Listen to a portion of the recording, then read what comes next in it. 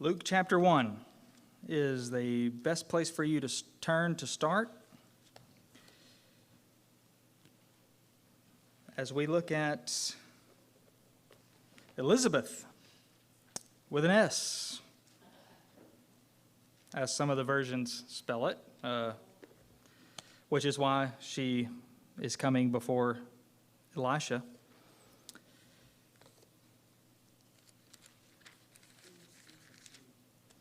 ESV has the S, I realized that. Anybody else have a Z? What are you reading from? ESV? I think so. And my name is Elisabeth with a Z. Yes. Quinn's? I've got Elisabeth with a Z too, and I'm pretty sure it's the Okay. Okay, well, we're going with S, okay?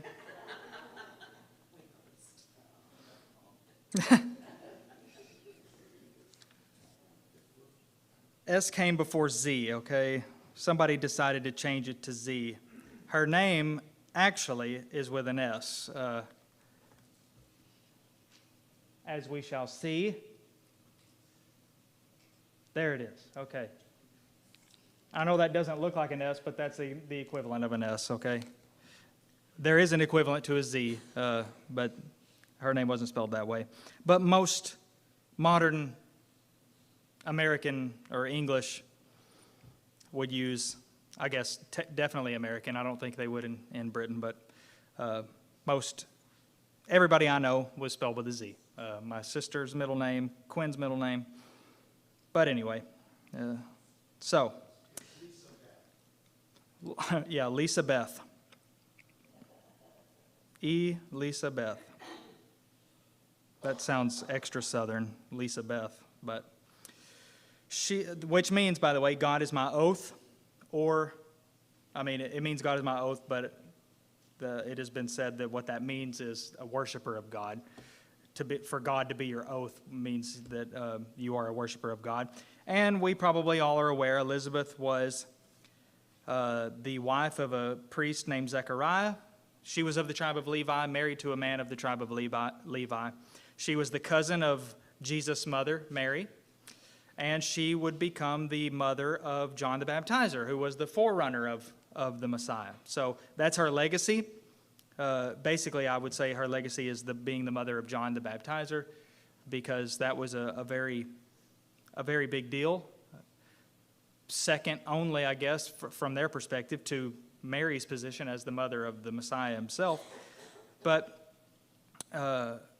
she is the woman who bore a son in her old age, according to our book. I would say that would also, I haven't looked ahead to see what he calls Sarah, because that's definitely what I would have called Sarah. You know, if I was going to give somebody that name, that Sarah would be the one who bore a son in her old age. But we'll see. I didn't look to see what he calls Sarah. He might call her the same thing. Maybe the woman who laughed at God or something like that. I don't know. But anyway, Elisabeth, some of the things that we could say about her will be very much similar to the things that we could say about Mary, the mother of Jesus, because I think it's probably safe to say that the reason that God chose Mary is, the reasons are very much the same as why he chose Elisabeth. But as our book, the handout points out, he pretty much narrows it down, and there's a lot more information. I don't know if you noticed, but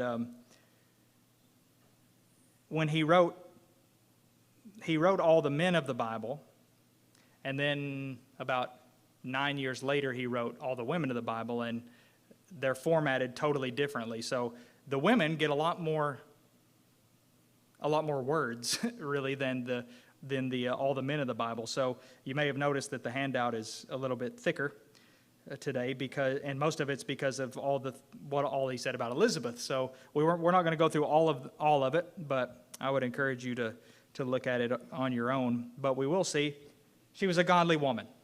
Elisabeth was a godly woman, and we see this in Luke chapter 1 in verse 6. It says, they were both, her and her husband, Zechariah, or Zacharias, yours might say,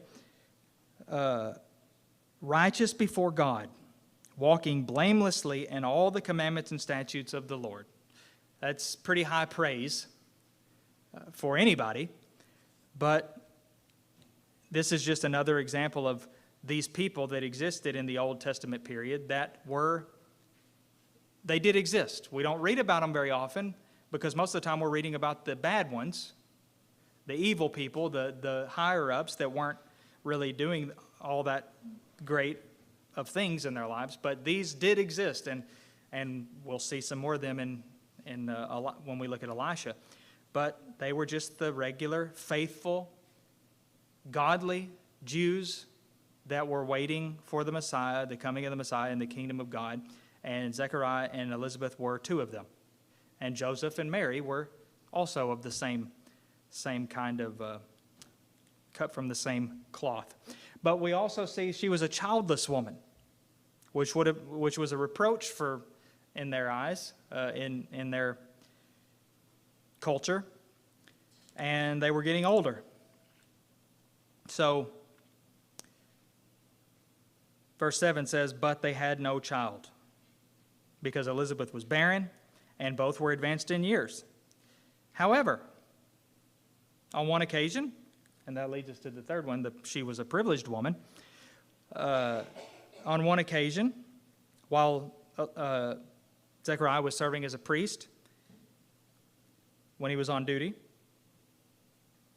it says, an angel appeared to him and told him exactly what was going to happen, what was going on, and that he was going to have a son, and that he would come in the spirit and power of Elijah, just like we looked at last week with Elijah. And of course, that he would be silent until the day that he was born. But Elisabeth, it seems, was not told in the way that Zechariah was told, but it does say that she conceived and kept it to herself, kept hidden. But she was blessed with that child. She was also one of the first ones to confess the Christ, because if you remember when she walked into the house, she goes to visit her cousin Mary, who was also pregnant. And as she walked into the house, little baby John kind of gave a big leap, or the closest thing you could get to a leap, I guess, inside the mother's womb. And she confessed then, where's the verse here? "Blessed are you among women, and blessed is the fruit of your womb. Why is this granted to me, that the mother of my Lord should come to me? For behold, when the sound of your greeting came to my ears, the baby in my womb leaped for joy. And blessed is she who believed that there would be a fulfillment of what was spoken to her from the Lord." So that was a commendation of Mary, but also a confession of the Christ, that an acknowledgement and recognition and confession that the baby that was in her belly was the one, the Messiah, the Christ. So she should get credit, I guess, as one of the first people to ever make any sort of declaration of faith in the Messiah, in Jesus. Not too much else to look at with her, but here's some lessons. We should follow their example when it says they were righteous before God, walking blamelessly in all the commandments and statutes of the Lord. That's something that I would like to be said of me, but whether that's the case is up to me. If I would like that to be said of me, then I need it to be true of me, and we should all strive to make it true in our lives. And recognizing the Lord as who He is, we shouldn't hesitate to confess and reverence Him. As soon as she realized it, boom, He's not even born yet. He was just still in the womb, but came right out. There were some people, however, who weren't like that. And when they recognized it, they didn't say it and wouldn't. They were afraid. But not her. She said it. So, that's Elisabeth. Unless you have something else. A lot more to say about Elisha, which is why I'm going to move on, if that's okay with you. Going, gone.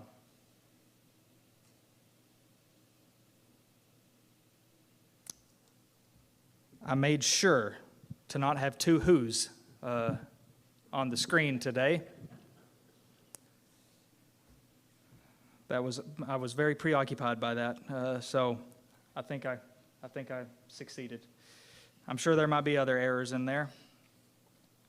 And in case you weren't here, I got called out for that last week. So I had two who's up there. So Elisha, we looked at Elijah last week, and while their names are very similar, the prophets themselves were not that similar at all. Elijah and Elisha were quite different from one another. Elisha, if I haven't already given it away, was a prophet of the tribe of Issachar who was the companion and eventual successor of Elijah. So his legacy was basically Elijah Part 2, Elijah 2.0, if you want to look at it that way, because he was the one who was to replace the big-time, powerful, major prophet, not major prophet in the sense of Isaiah and Jeremiah, but big-time prophet Elijah. He was going to succeed him, and he is called here the man who was a model leader. And I pointed out a little bit last week, I alluded to it, that their ministries were very different from each other. Whereas Elijah, and we're going to see a little chart here, I'll just go ahead and throw it up, of the differences between the two. They were very different. The men were different from each other, but also their ministries looked very different. So, for instance, Elijah was a prophet of the wilderness, whereas Elisha, he says, is a prince of the court. Elijah had no settled home, whereas Elisha did enjoy the peace of a home. Elijah was known for his long hair and shaggy mantle. Elisha was known for being bald. We'll see that in just a second. Elijah's work was mainly prophetic, whereas Elisha's was mainly miraculous. Elijah had a ministry of stern denunciation, whereas Elisha had a ministry of teaching and winning people. A rebuker of kings versus a friend and admirer. Elijah was a messenger of vengeance. Elisha was a messenger of mercy. So all these contrasts stand out quite a bit. Elijah, fierce, fiery, and energetic. Elisha was gentle, sympathetic, and simple. Solitary versus social. Well, I cut that off, but Elijah experienced an extraordinary departure from the earth, as we saw last week, whereas Elisha just died a normal death. So lots of contrast between the two, but the one that stands out to me the most is just the general nature. I guess it will be in one of those things, the ministry of teaching and winning and being a friend and admirer and gentle and sympathetic and simple, as opposed to Elijah's ministry was mainly renouncing things and rebuking things and being fiery and fierce and energetic. That's the biggest difference I see. So I've referred to Elisha as the people's prophet, because he was kind of down to earth with the regular folks, as opposed to Elijah. Elijah had some exchanges with the regular lowly people, but Elisha's ministry seems to have mostly been that. And I gave that contrast of, on one hand, Elijah is, on Mount Carmel competing with 450 prophets of Baal and this big showy scene, soaking the altar in water, and even filling up the trench, and then he says the word, and there it goes, consumed with fire. And Elisha, for instance, is helping people with their water supply and helping them recover an axe head that he lost, and things like that. Just things that we would think, why would that even matter? Why is that in here? Just helping with a regular task, and yet it's recorded in the inspired record. So that is, chapter 2, 2 Kings 2, when Elisha's ministry begins, and it was pretty much undoubted that Elisha was the new Elijah. He has taken his place. He is, at first they looked for Elijah because they weren't ready to accept that he was gone. They thought, well, he's just sort of picked him up and put him somewhere else, and we need to go find him. They didn't realize he was actually gone for good. But when they did, they recognized Elisha was the one that had taken his place. And the first thing that we read about happening was the citizens of Jericho coming to Elisha saying their water's bad.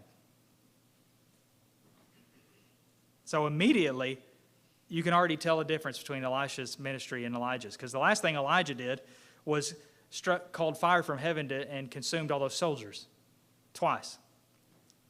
Now, Elisha is like, we got bad water. Can you help us? So here's what he told them to do. He said, bring me a new bowl and put salt in it. And he went to a spring, threw the salt in it, and said, thus says Jehovah, I've healed this water. That was it. Water fixed, just like that. And he went to Bethel.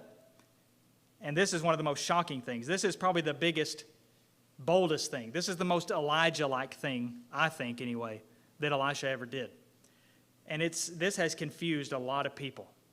And they don't know what to think about Elisha for this. So Elisha goes up to Bethel.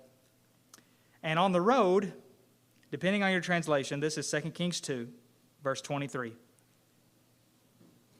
It says, while he was going up on the way, some people came out and were mocking him. Now, some of y'all tell me, according to your Bible, who does it say was doing this? 2 Kings 2:23. Okay, there's one. Small boys. Anybody got something different than small boys? Young men? Okay, that sounds a lot different, doesn't it? Youths? A little bit more generic. So, young lads? I think the biggest contrast, was that New American Standard? So we got, ESV says small boys. New American Standard says young men.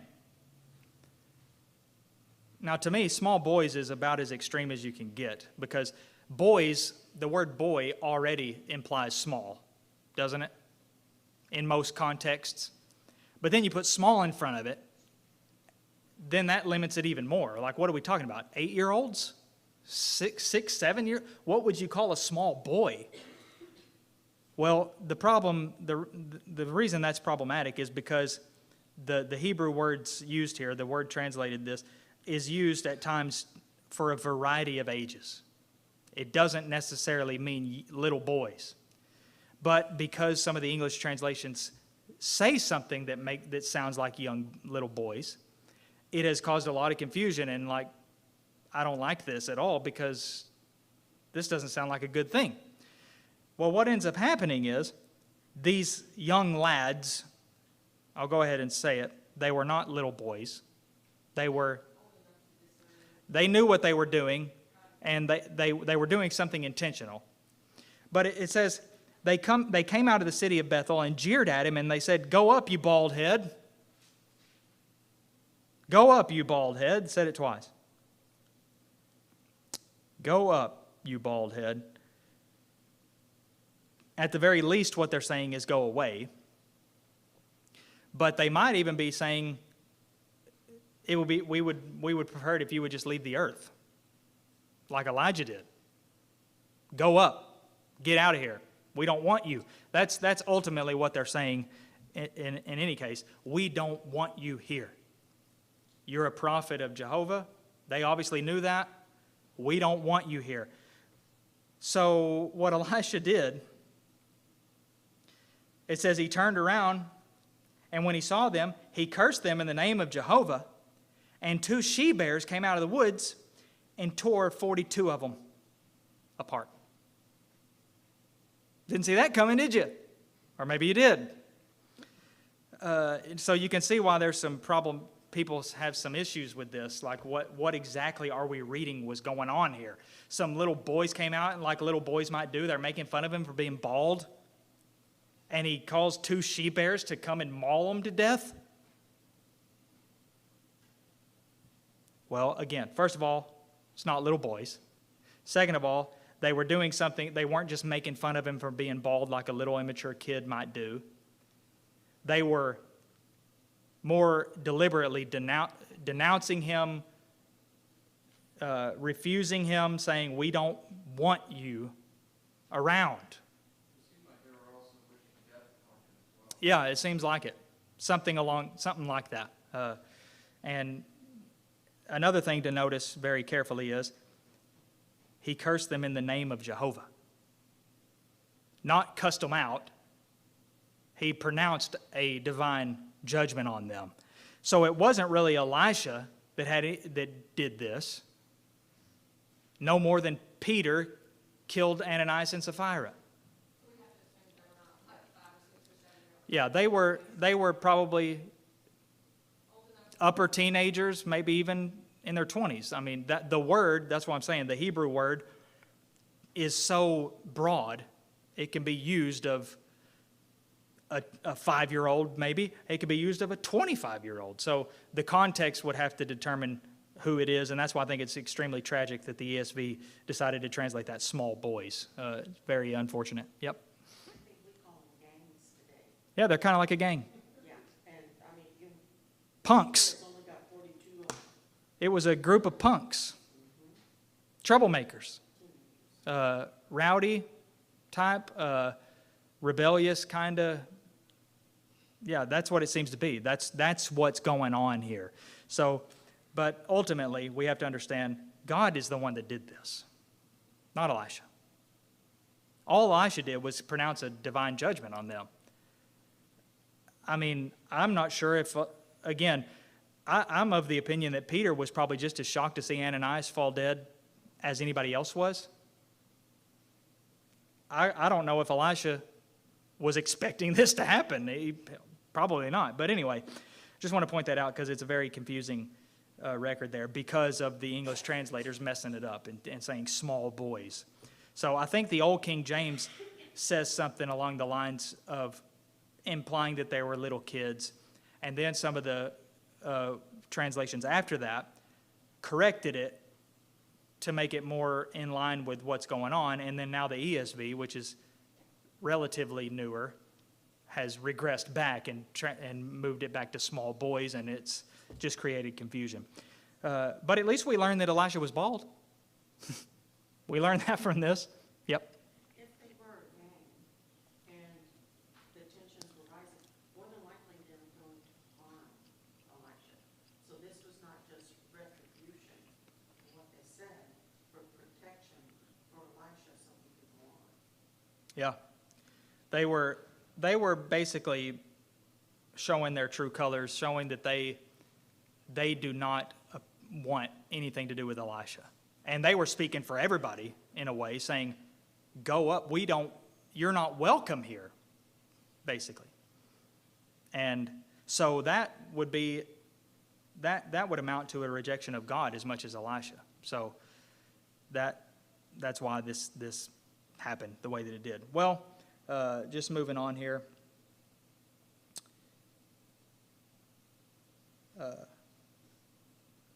Oh, by the way, I wrote a note in my Bible that says that same word in the Old King James Version, the same word that the Old King James translated boys here, they translated it young men in Exodus 33:11. So that is strange. You know, why would you translate it young? You recognize that it probably refers to young men in Exodus 33, but you still translate it boys in this case. So that's certainly problematic and creates some questions, rightful questions. So in chapter 3, we see Elisha bringing water to the armies, again, just little things like this. I say it's a little thing. They were in battle and in dire straits, but none of this like big time stuff. Chapter 4, Elisha goes to this widow and he asks her, "What do you have in the house?" She didn't have anything except a jar of oil. So he tells her to go and borrow as many empty jars as you can, bowls and jars, whatever, from all your neighbors. Go around to all your neighbors. Borrow all these jars. Then go inside with her sons, shut the door, and pour her jar of oil into the vessels that you borrow, one by one. And she did. Even though it sounds crazy, doesn't it? All I have is this one jar of oil. Okay, go borrow as many vessels as you can, and one by one, pour your jar of oil into those vessels. Naturally, you think, well, okay, all this is going to amount to is I'm pouring my jar of oil into this, and now my oil's just gone to this one, and that's the end of it. But what actually happened is her jar of oil wouldn't run out.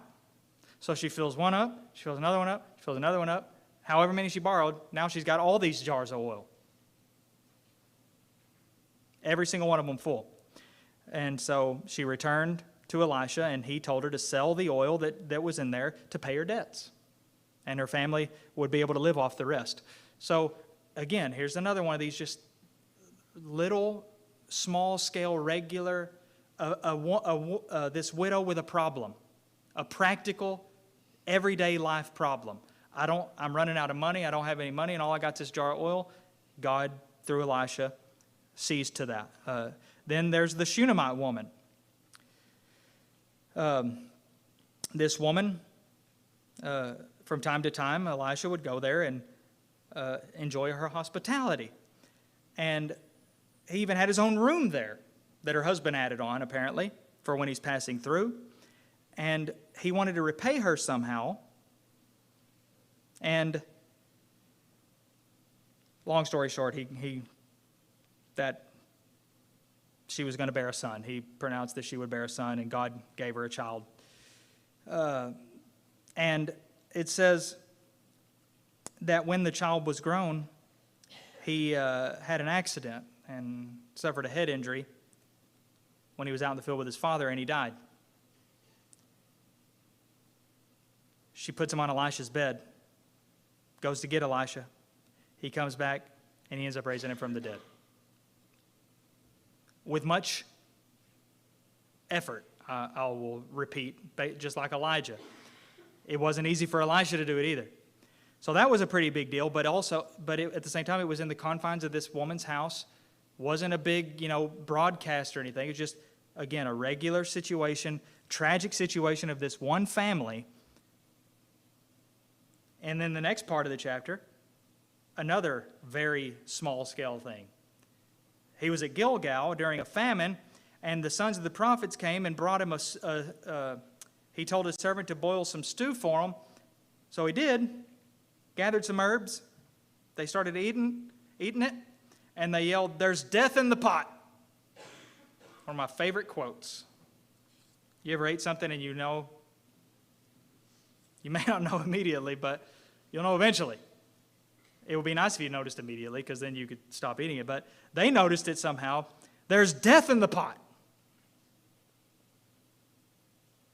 So Elisha fixes it. Miraculously fixes. He takes the death out of the pot. Obviously a miracle. All he did was threw some flour in it, which does not cleanse anything as far as food goes. But God cleansed it. Again, just this saved them from food poisoning. Very little thing. But probably the biggest thing that Elisha's known for, specific thing, is, and it's not even Elisha really, but chapter 5 with Naaman. Naaman, the leper, the Syrian military officer who had leprosy. This was during Elisha's ministry. When he went and dipped, Elisha told him, "Go dip in the Jordan River 7 times, and you'll be cured." And he questioned it, he doubted it, he resisted it. But ultimately he did it and he was cleansed just by doing what Elisha said. And he wanted to give him some big reward, but he refused.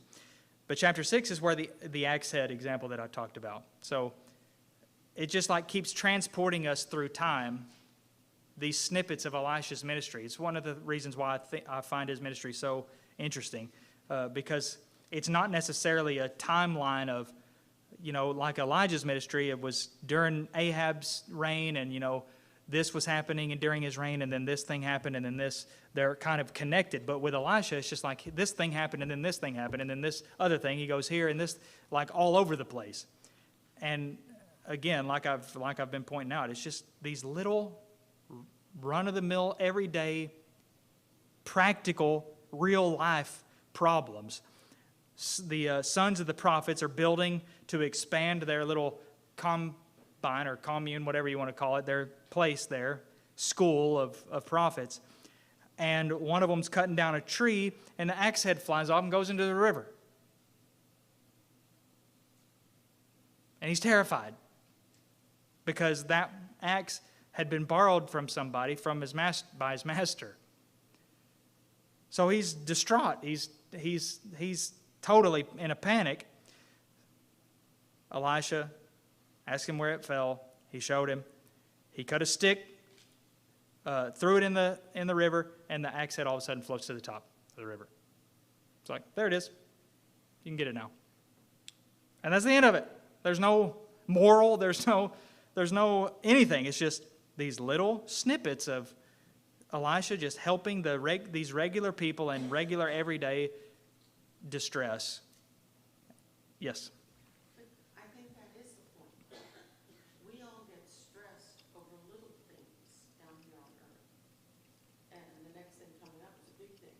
But you're sitting there at all points. Elisha never got flustered, except when Elijah was dying. Didn't want anybody to talk about it. But once Elijah was gone, Elisha always knew that God was in charge and nothing bothered him. Mm-hmm. I mean, even the boys yelling at him, he's like, hey, make them stop. Yeah. Yes, I think there is a lesson in this. That's why I'm emphasizing it so much, as we'll see. But very quickly, just a couple more things that we've probably referenced more than most is the army of God, invisible army, and Elisha's servant panicking because here they are in Jerusalem, or wherever they are, anyway, Syria comes up against them, and they have a lot of men. And the servant looks around, he looks out there, and he says, we're in big trouble here. They've got more people than we do. This is not going to end well. But Elisha tells him, we have more men than they do. We have more than they do. And this is probably when his servant was like, my master here has lost it. He's lost his mind. Because you don't have to be a mathematician to know, okay, here's our guys, that's their guys. And he says we've got more. But then Elisha prayed that God would open his eyes, and he did open his eyes, and he sees, it says, the mountain was full of horses and chariots of fire all around Elisha. So all around them was this obviously angelic force that was going to be fighting with them. And the thing that fascinates me the most about that, assuming that those angels were actually going to fight, and I say assuming that isn't necessarily an automatic thing, but the point would be that God was going to be fighting with them, and that beats anything anyway. What fascinates me about that is that if he hadn't opened his eyes, nobody would have ever known that they were there. They just would have won the battle against all odds, and people would have been talking about how amazing it is that they won the battle against all odds. Even though the odds were against them because of the mismatched numbers, they still won. But nobody would have even suspected that angels had anything to do with it. So that leads me to think, I wonder what we might see if God opened our eyes. We might see something that we never thought we would see. But they were there just the same. Before he saw them, they were still there. But just nobody could see them. And that's how God works even today. He's there. He does things, just can't see it. Finally, just skipping on, the death of Elisha is not nearly as climactic as Elijah's departure from the earth. There's no chariots of fire, horses and chariots of fire. There's no big, moment, no big announcement. There's nothing. All of a sudden, and this is just another example of how the Bible is not about any one person. So we have all these chapters of things Elisha did, and all of a sudden in the middle of chapter 13, it says, "Now when Elisha had fallen sick with the illness of which he was to die, Joash, king of Israel, went down to him and wept before him, crying, 'My father, the chariots of Israel and its horsemen.'" And,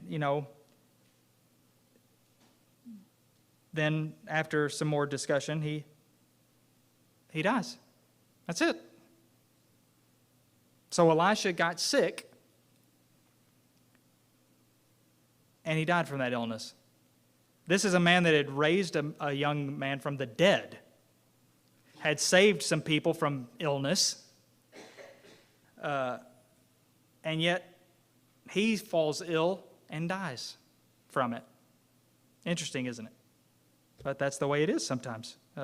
Nobody, I guess, except Elijah and Enoch, are immune to death. It's going to happen to all of us. But his ministry is not over, because there's one final thing that happens. They bury Elisha,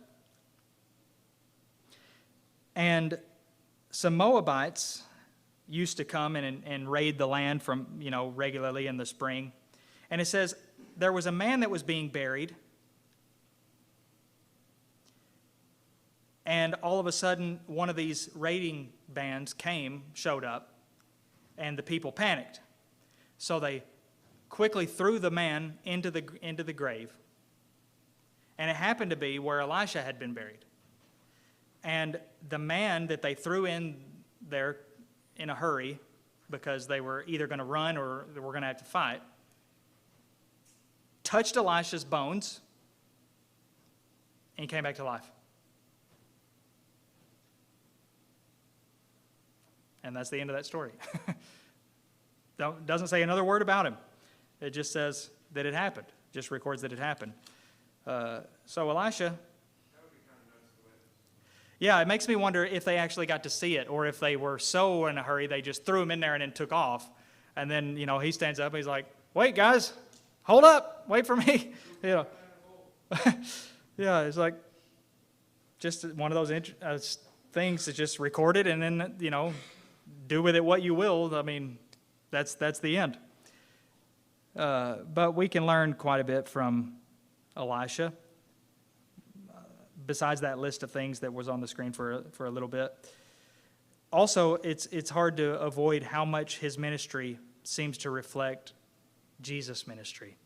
And what's astonishing about this is the connection, the explicit connection between Elijah and John.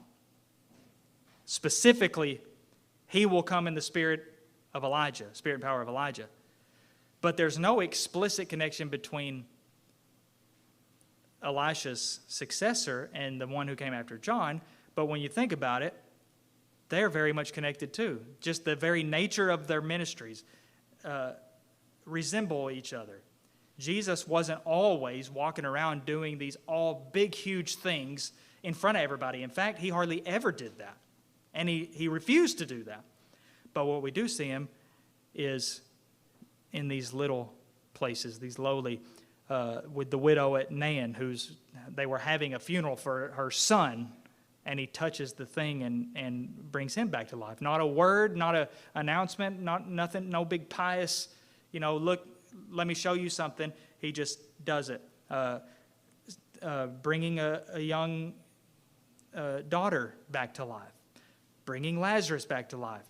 Helping feed this group of people that's hungry. You don't want to send them away hungry.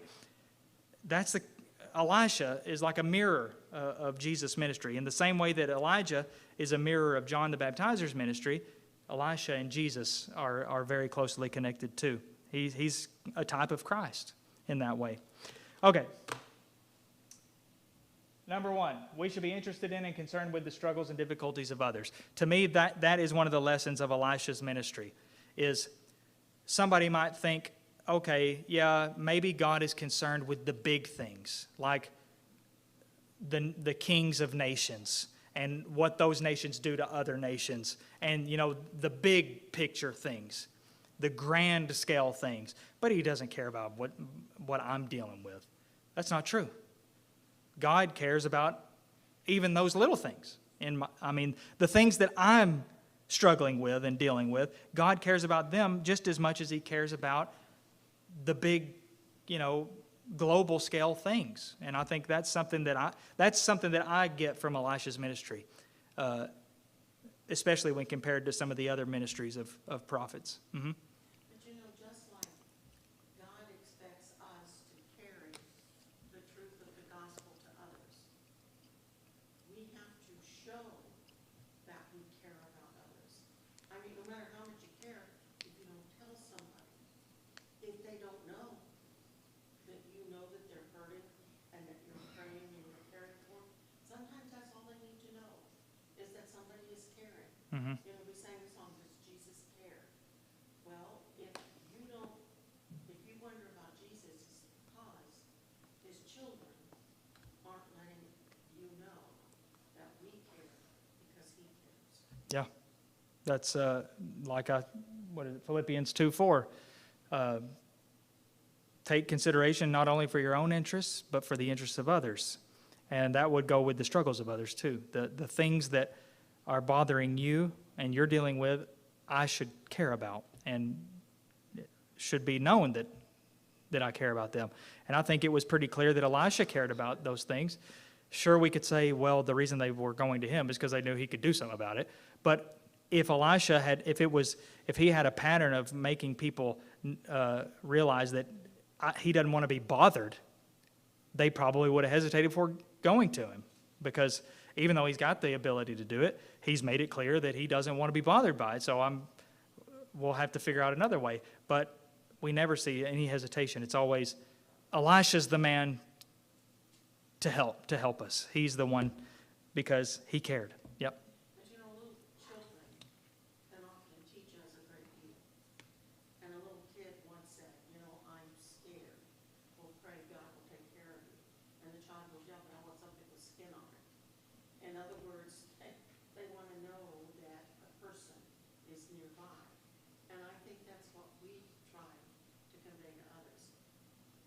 We're trying to do what God does, letting people with skin on us. Yeah.